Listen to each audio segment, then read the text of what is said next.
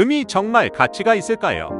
코인은요? 지금 우리가 쓰는 돈, 과연 계속 유지될까요? 저는 전부 아니라고 봅니다.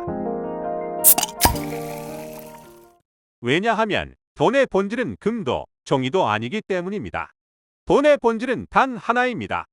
에너지 청구권입니다. 인간의 초기 교환은 물물 교환이었습니다. 특히 식량이 중심이었죠. 왜일까요? 식량은 인간이라는 정보 처리 장치의 유일한 에너지였기 때문입니다. 초기 국가였던 수메르도 마찬가지였습니다. 사람들은 노동을 하고 그 대가로 식량을 받았습니다. 그런데 문제가 생깁니다. 식량은 썩습니다. 무겁습니다. 보관도 어렵습니다. 작황도 일정하지 않습니다. 국가가 국민에게 지급할 곡물이 부족해지는 경우가 생긴다는 것이지요. 그래서 등장한 것이 바로 은의 지급입니다. 사람들은 식량 대신 은을 받기 시작합니다. 그리고 이렇게 말합니다. 이건 나중에 식량으로 바꿀 수 있다.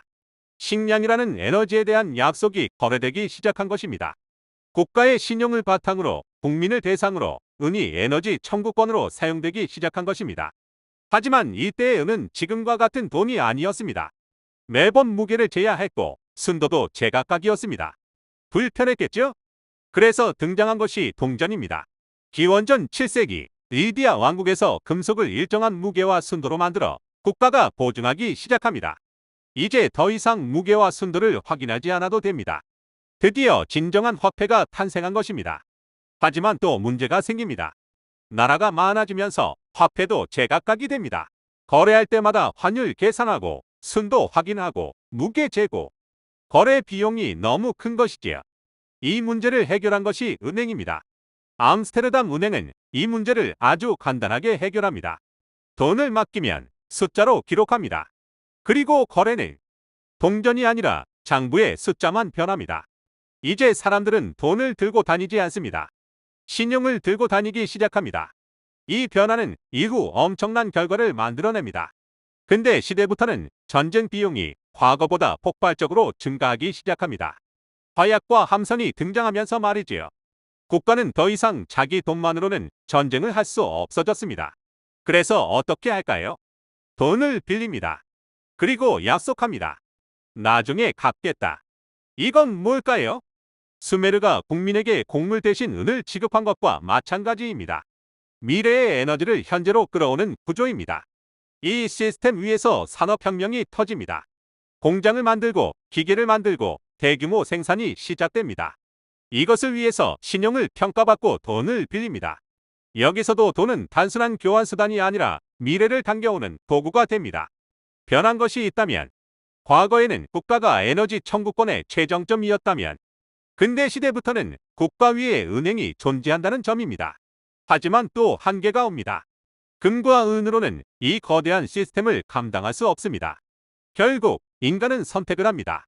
1971년 금과 화폐의 연결을 완전히 끊어버립니다. 이제 돈은 더 이상 금이 아닙니다. 신용 그 자체가 됩니다. 그리고 지금 돈은 점점 사라지고 있습니다. 동전도 지폐도 점점 보이지 않게 됩니다. 왜일까요? 굳이 에너지를 들여서 에너지 청구권을 만들 필요가 없기 때문입니다. 그리고 국가는 더 중요한 걸 얻습니다. 먼저 거래 규모와 범위의 확장입니다.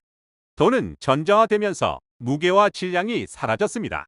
무게와 질량이 사라지면서 더 먼 거리, 더 큰 거래가 가능해졌습니다. 다음으로 추적 가능성입니다. 이제 국가는 누가, 언제, 어디서, 얼마를 썼는지 전부 알 수 있습니다. 국가는 놓치는 세금이 확 줄었습니다. 흘리는 돈도 확 줄어들었습니다. 결국 돈이란 무엇일까요? 에너지 청구권이자 사람을 움직이기 위한 시스템입니다. 국가의 뜻대로 움직일 수 있는 주요 에너지는 사람이 때문입니다. 즉, 인간은 국가라는 정보 처리 장치의 입출력 기관이라는 뜻입니다. 국가는 돈으로 사람을 유인하고 사람은 돈을 얻기 위해 국가의 명령을 따릅니다. 반대로 돈을 지키기 위해서도 국가의 룰을 따릅니다. 이 구조는 문명 전체로 확대됩니다.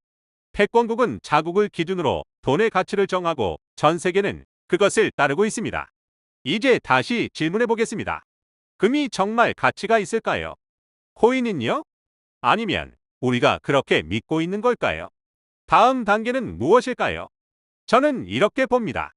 화폐는 결국 에너지 그 자체가 될 것입니다. 특히 전기가 그렇습니다. 가장 순도 높은 에너지이며 정량화가 쉽기 때문입니다.